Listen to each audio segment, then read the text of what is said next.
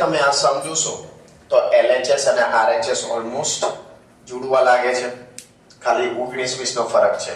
એ 19-20 અહીંયા માઇનસ છે ને અહીંયા પ્લસ છે, ને આ પહેલો ટર્મ છે તે અહીંયા બીજો છે ને અહીંયા બીજો છે તે અહીંયા પહેલો છે.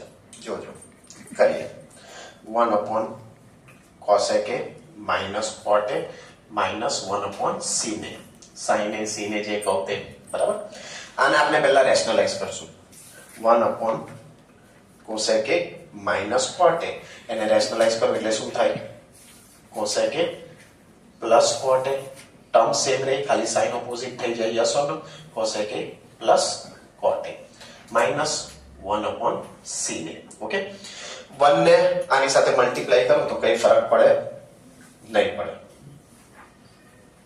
નીચે જોશો તો a minus b, a plus b, a square minus b square minus શું છે? 1 sin A. હવે આપણે ખબર છે કે 1 plus cot square a is equal to શું થાય? cosec square a plus cot square a પેલી સાઈડ જાય તો શું થઈ જાય? minus cot square a. તો એ જ વસ્તુ કરવાનું છે. જોઈ લો, cosec a plus cot a નું cosec a plus cot a upon cosec square a minus cot square a, એના બદલે આપણે શું લખશું? 1 minus 1 upon sin. sin કોનું ઉલટું છે? cosec. yes or no?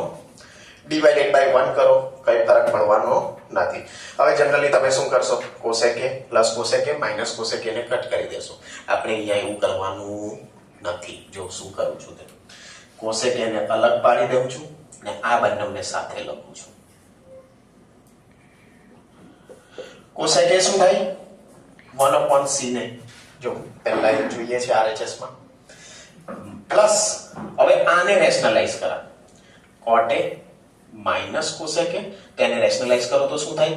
cot A plus cosec A upon cot A plus cosec A 1 sin A plus A minus B, A plus B, A square minus B square. yes or no?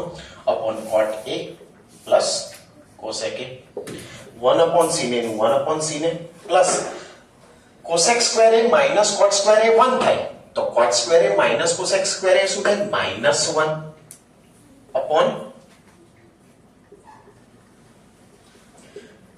થઈ ગયું પેલું 1 sin A plus minus 1 cot A plus cosec A. જોઈ